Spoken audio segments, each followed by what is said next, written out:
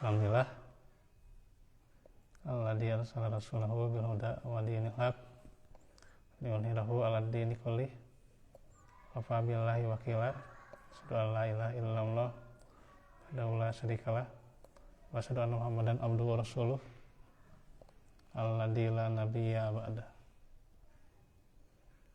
Alhamdulillah kita bertemu kembali dalam majelis ilmu yang kita akan lanjutkan seputar akhlak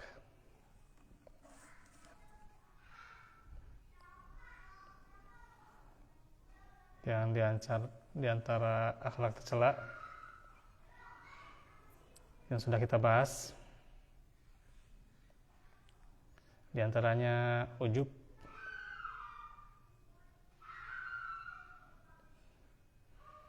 Nah, sekarang tentang ujub bagian yang terakhir. Kembali dijelaskan kembali bahwa penyakit ujub ini punya beberapa sebab.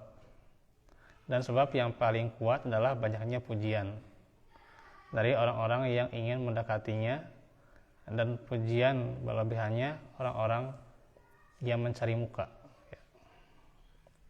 yang mereka menjadikan kemunafikan sebagai kebiasaan dan usaha, dan bujukan sebagai tipuan dan permainan. Jadi memang sudah jadi ladang usaha ya. Ujub sama sombong sama. Hah? Sombong.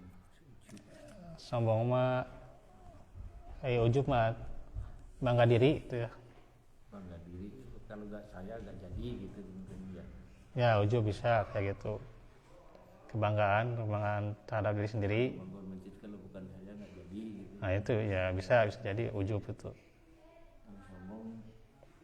Kalau sombong mah Ya, sama kata itu batrul haq wa ghamtun nas, menolak kebenaran dan meremehkan manusia.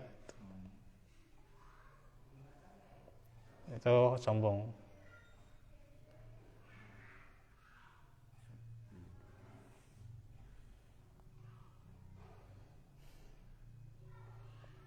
Jadi di masa kini itu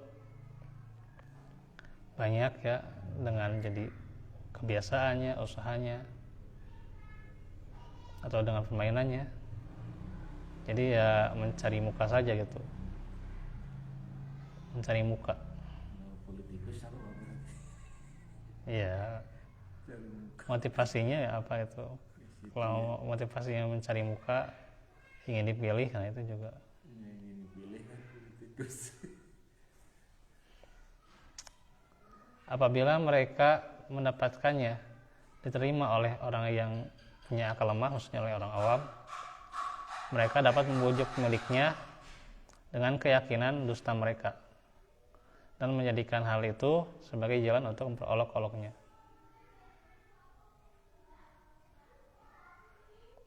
Karena itu kata Umar bin Khattab radhiyallahu anhu bahwa pujian itu menyembelih. Jadi pujian itu menyembelih, kata beliau. Nyembeli. Ya maksudnya pujian itu nggak ada harganya, nggak ada artinya. Jadi menyembelih pujian itu. Iya.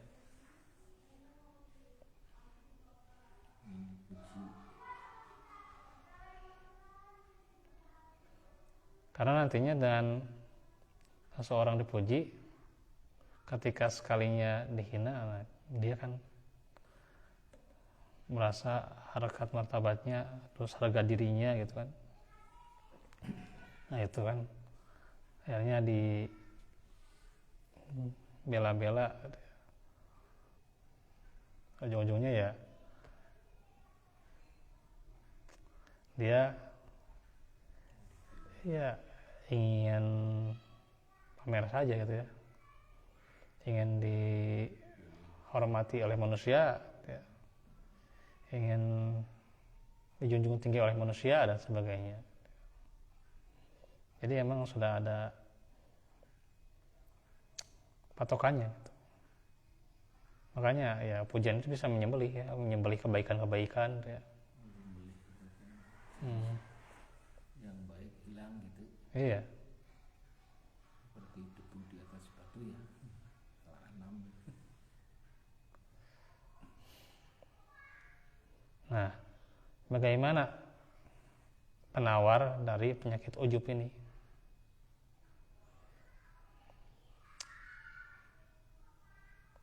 Ya, kurang lebihnya bisa diobati dengan menyadari sesungguhnya apapun yang Allah berikan kepada hari ini, baik ilmu, harta, kekuatan, kegagahan, atau kemuliaan, bisa saja Allah mencabutnya besok. Ya, insya Allah kalau Allah menghendaki ya bisa nanti dicabut ya gitu. Ini dikatakan oleh Al-Jazairi dalam Minhajul Muslim. Jadi kita harus sadar bahwa apa yang kita miliki bisa saja Allah cabut besok. Sehingga dari apa yang kita miliki, apa yang kita kuasai, apa artinya kalau Allah mencabutnya besok? Iya. Semuanya karena Allah. Iya. Kalau Allah mencabutnya di hari kemudian, buat apa kita berbangga diri? Ya.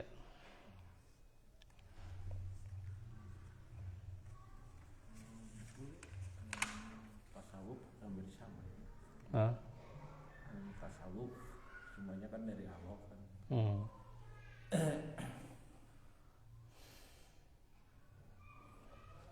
baik, yang kurang, yang enak, yang tidak enak.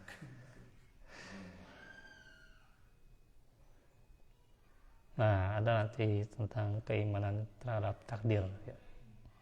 Nanti kita bahas tuh masih lama sih sebenarnya. Walaupun ya mungkin ada ya spoiler sedikit gitu ya. Jadi ada yang meyakini gitu ya.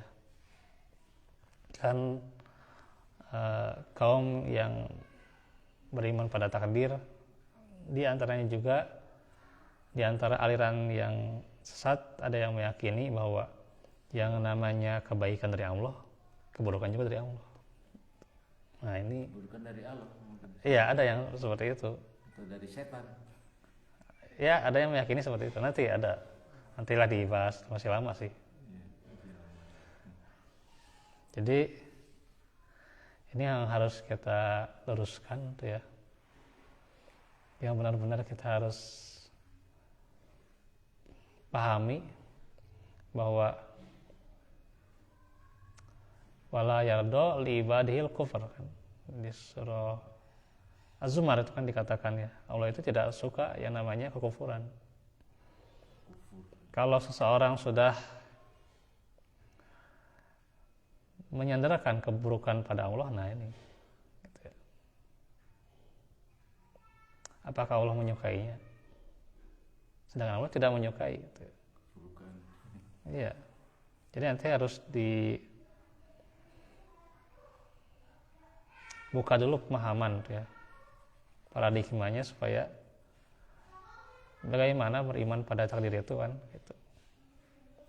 Kan ya banyak yang terjatuh pada pemahaman-pemahaman yang tidak benar gitu ya, sehingga menyandarkan, menisbahkan sesuatu yang buruk pada Allah tanpa dirinya berusaha gitu ya. Pasti dapat keburukan lah gitu. Terus dalam masjid ya. Iya, tanpa dia berusaha, tanpa dia berdoa, tanpa dia beramal, ya. Udah pasti dapat keburukan atau udah pasti saya berbuat buruk itu emang karena Allah menghendakinya, gitu kan, bisa gitu kayak gitu kan bilangnya kita. Dalilnya apa? Itu surat As-Saffat. Bisaan ngebuat dalilnya itu luar biasa. Wallahu khalaqakum wa ma ta'malun. Gitu bisaan tuh. Nah, itu sudah terjatuh ya. Kaum-kaum tertentu di antaranya pemahaman-pemahaman seperti itu ini harus dihindari.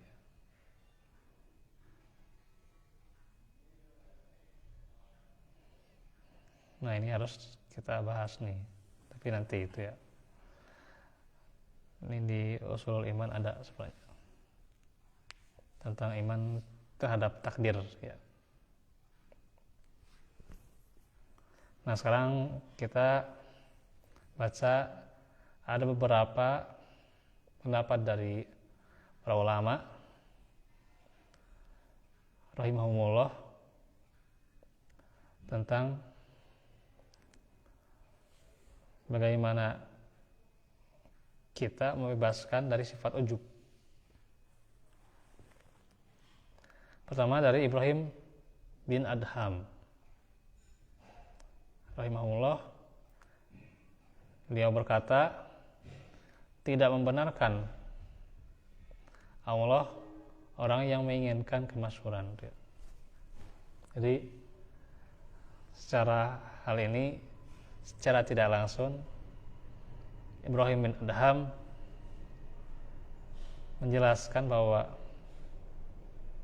orang yang menginginkan pada dirinya masyhur ya, keterkenalan ya, viral pada zaman sekarang ya, ingin viral, ingin terkenal, maka diantaranya tidak membenarkan Allah. Maksudnya tidak menyertai Allah dalam hatinya ya. Tidak menyertai Allah dalam hatinya. Orang kalau sudah merasa terkenal gitu ya, ya boro-boro ya, kita lihatlah gitu ya,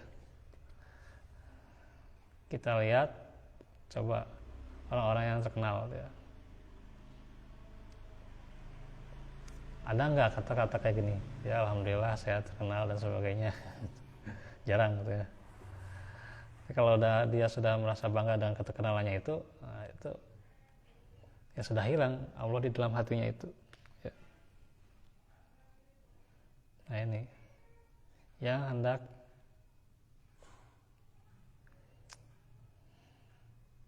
kita tanam diantaranya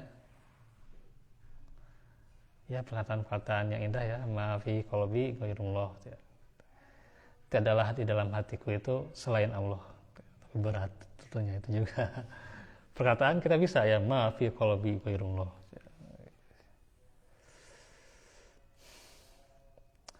Tapi kenyataannya realisasinya itu berat sekali itu.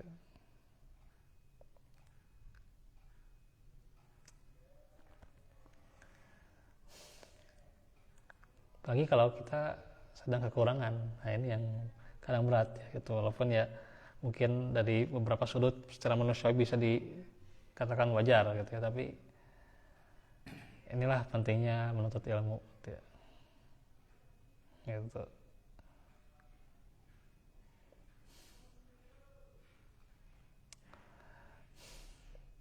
Ketika kurang saja kebaikan-kebaikan, dakwah-dakwah, kemudian juga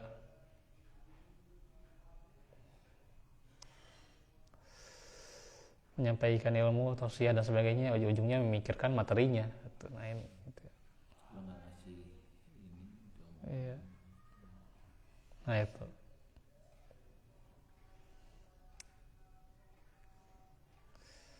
Nah ini perkara yang sangat berat ya. Pas dakwah ya. Iya. Kurang kandel dia ngomong-ngomong. Iya.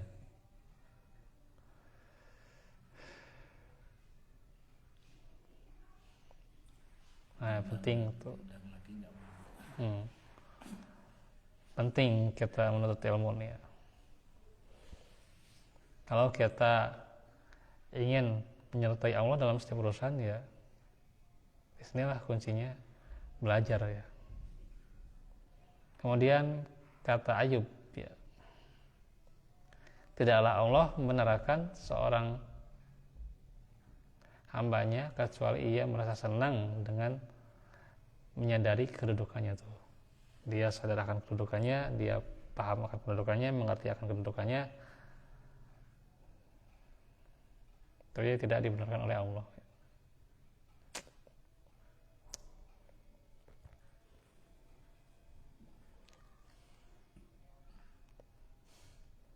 Kalau orang sudah memahami akan kelebihan dirinya, ini udah bahaya sebenarnya.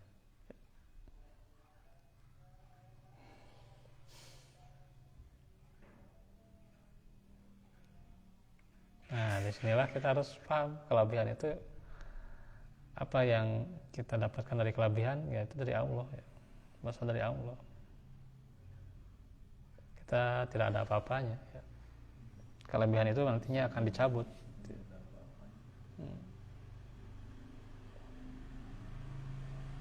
Kaum Samud, kaum Ad itu punya fisik yang luar biasa, kekar, hebat ya. Itu, tapi mereka dihancurkan. Hujan batu ya. Dihancurkan, diantaranya ada petir, hujan batu dan sebagainya. Iya, petir.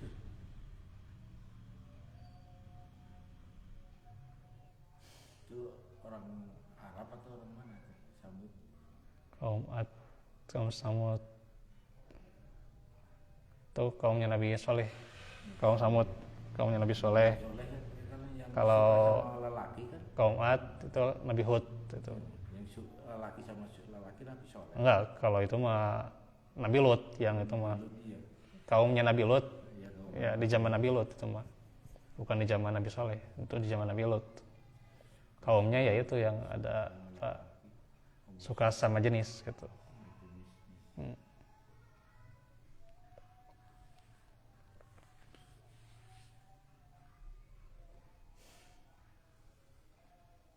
Itulah orang di ini lagi ya, tentang kisah nabinya.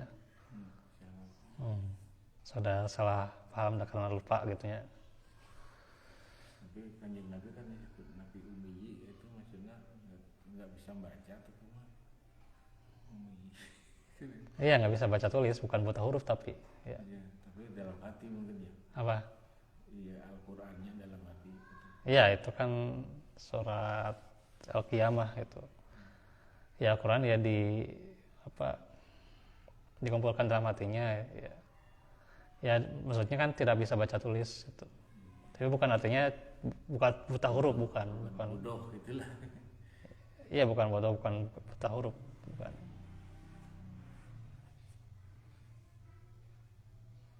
Ya, itu menangkal kalau Al-Quran itu buatan mereka mungkin ya, untuk menangkal gitu. Iya. Itu buatan kanjeng Nabi gitu kan, orang kafir kan. Dongeng-dongeng masa lalu. Itu membaca Al-Quran surat.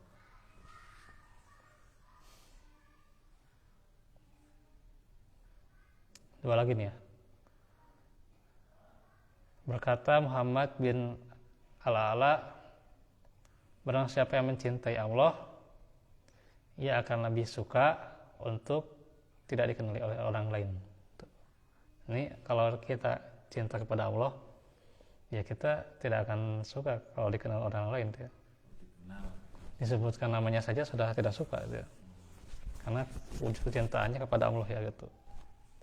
Amalannya rahasia. Di awal-awal nggak mau di. Iya. Orang-orang dulu nggak mau terjun ke politik itu mungkin ya, seperti mbak-mbak saya. Nah, enggak, saya nggak mau bahas tentang politik saya. Jadi kemasyhuran itu ya nggak mesti ini ya.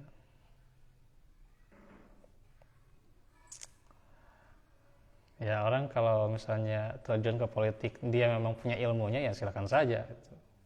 Punya ilmunya, saudarakan keilmuannya, kemampuannya ya silakan saja. Yang masalah itu yang kemarin teh yang hubut tasadur teh itu yang masalah tergantung niat sih. Tergantung niat.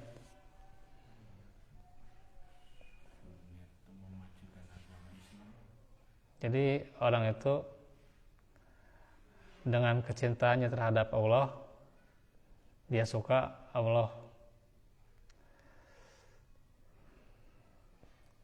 Di antaranya memberikan balasan untuk dirinya, ya.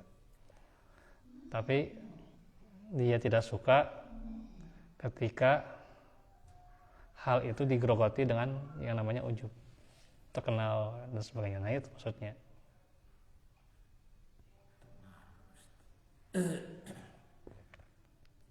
Dan ada seorang ahli hikmah yang berkata, perbuatan apakah yang kurang baik walaupun benar? Beliau menjawab, memuji diri sendiri. Jadi perbuatan apa yang kurang baik ya, walaupun benar ya.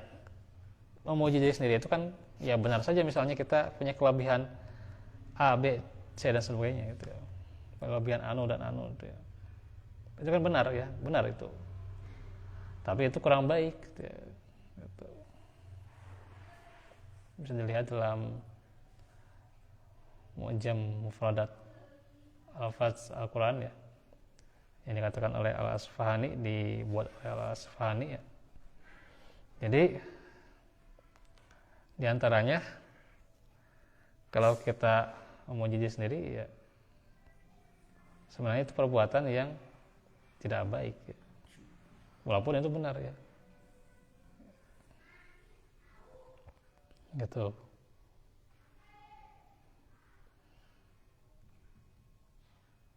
Benar punya kelebihan A, B, tapi memuji dirinya sendiri. Nah, ini ya. Lagi menjelek-jelekan orang lain ya, menjatuhkan. Iya, bisa juga.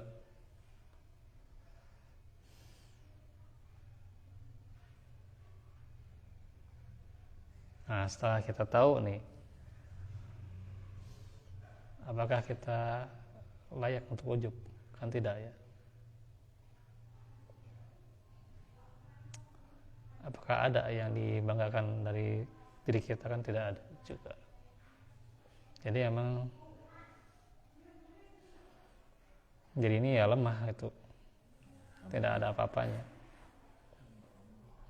Kelebihan yang Allah beri juga dari Allah ya, bukan atas prakarsa dirinya sendiri, usaha dirinya sendiri ya, upayanya atau dari keindahan bicaranya, atau bukan juga dari kemolekan, dari gagahnya dia, bukan itu ya.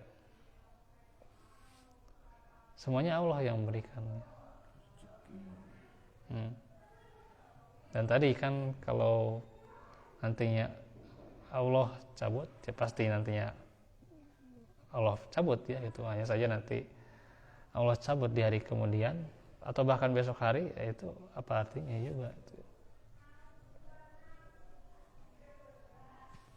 Nah, ini yang tentunya harus kita pahami agar ujub itu tidak menjadi upaya seseorang, tidak menjadi usaha seseorang untuk ujub, dan juga tidak menjadi profesi dan sebagainya. Yang akhirnya bagaimana niat diluruskan, dan itulah lillah gitu.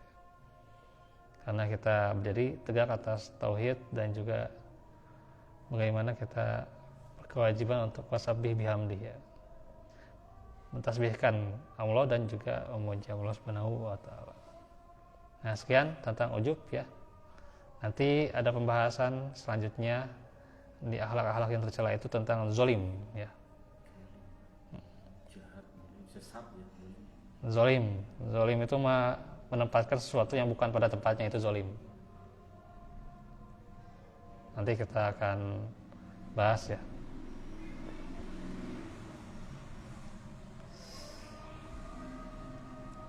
Assalamualaikum, insyaallah nanti kita lanjut di kesempatan berikutnya. Subhanaka Allahumma bihamdika asyhadu an la ilaha illa anta astaghfiruka wa atubu ilaik. Rabbana atina fid dunya hasanah wa qina adzabannar. Assalamualaikum warahmatullahi wabarakatuh.